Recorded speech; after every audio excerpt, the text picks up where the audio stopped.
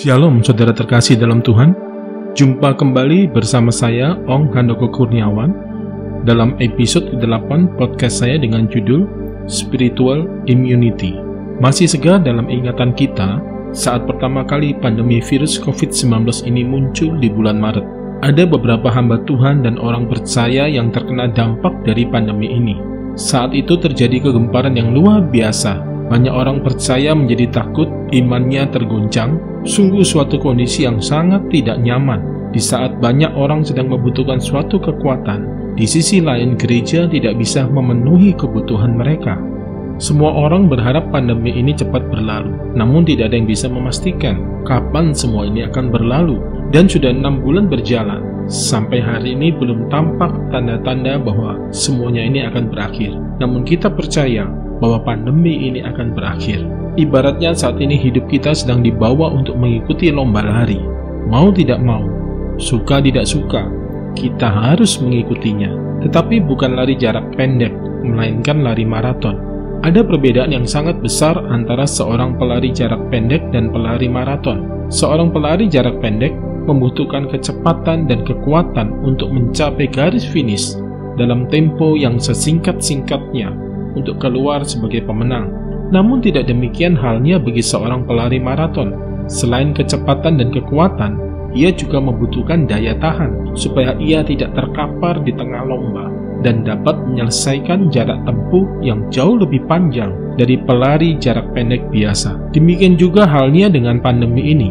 Kita juga harus memiliki daya tahan supaya kita tidak terkapar karena pandemi ini dan dapat melewati masa sulit ini sampai pada kesudahannya. Kita memerlukan daya tahan jasmani, daya tahan rohani, daya tahan finansial atau keuangan, agar supaya kita dapat mengatasi masa-masa sulit ini.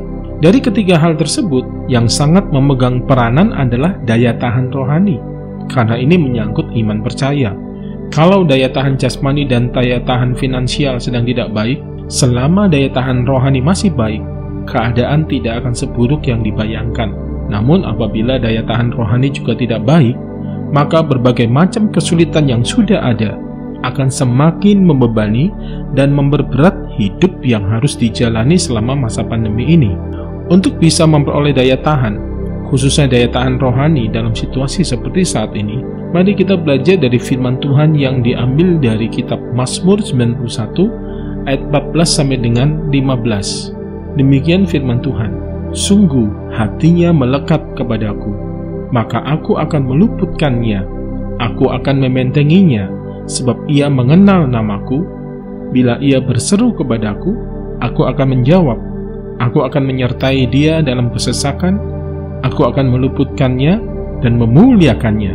Saudara terkasih dalam Tuhan, kalau kita perhatikan di ayat ke-14, ada dua kata yang sangat erat kaitannya satu dengan yang lain, yaitu kata melekat dan mengenal. Kata melekat dan mengenal ibarat dua sisi permukaan pada sebuah kepingan uang logam. Tampaknya berbeda, namun merupakan satu bagian yang tidak terpisahkan. Kita tidak akan dapat melekat kepada Tuhan apabila kita tidak mengenal pribadinya. Demikian pula sebaliknya, kita tidak akan dapat mengenal Tuhan dengan sempurna apabila kita tidak memiliki hati yang melekat kepadanya. Kata melekat dan mengenal tidak bisa dipisahkan. Keduanya harus ada, karena saling melengkapi. Yang dimaksud dengan pribadi yang melekat pada Tuhan adalah orang yang menempatkan cintanya kepada Tuhan di urutan pertama. Orang yang memiliki kedalaman hubungan dengan Tuhan, terhubung senantiasa, tidak terpisahkan, baik dalam suka maupun dalam duka. Sedangkan yang dimaksud dengan pribadi yang mengenal nama Tuhan adalah orang yang percaya kepada Tuhan sepenuhnya, menaruh harap sepenuhnya kepada Tuhan, percaya Tuhan satu-satunya jalan, percaya kepada Tuhan dalam kondisi apapun. Saudaraku terkasih dalam Tuhan, orang yang hidupnya melekat pada Tuhan dan mengenal nama Tuhan, maka Tuhan akan meluputkan dari serangan-serangan yang ditujukan kepadanya, baik secara jasmani maupun rohani. Tuhan akan membentengi hidupnya dengan membawanya ke tempat yang tinggi, sehingga memiliki kemampuan melihat secara rohani tentang apa yang sedang dihadapinya. Tuhan akan menjawab seruan doanya, Tuhan akan menyertai dalam kesesakan. Bukankah itu yang kita perlukan hari-hari ini? bagaimana kita bisa menjadi pribadi yang melekat dan sekaligus mengenal Tuhan. Dimulai dari memperbaiki hubungan dengan Tuhan, dengan cara memutuskan hubungan dengan dosa dan hal-hal buruk lainnya yang tidak berkenan bagi Tuhan, dan kembali ke kasih yang semula. Tidak cukup hanya dengan memperbaiki, tetapi juga meningkatkan kualitas hubungan dengan Tuhan melalui doa, pujian, penyembahan, dan pengenalan akan Tuhan melalui pembacaan firman Tuhan.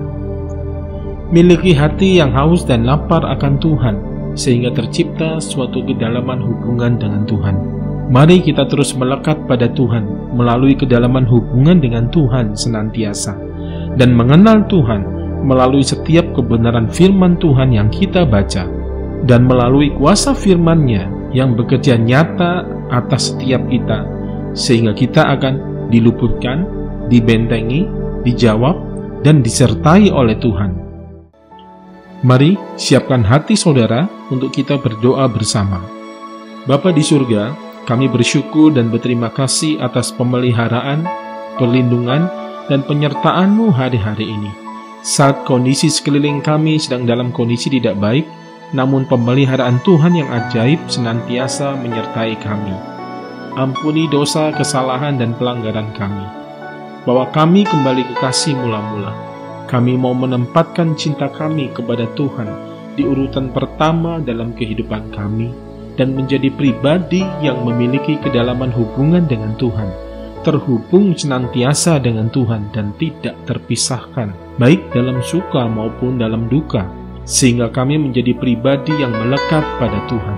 Kami rindu dan ingin menjadi pribadi yang mengenal nama Tuhan, menjadi orang yang percaya kepada Tuhan sepenuhnya, menaruh harap sepenuhnya pada Tuhan, percaya Tuhan satu-satunya jalan, percaya kepada Tuhan dalam kondisi apapun, sehingga setiap kami beroleh daya tahan jasmani, rohani, dan finansial.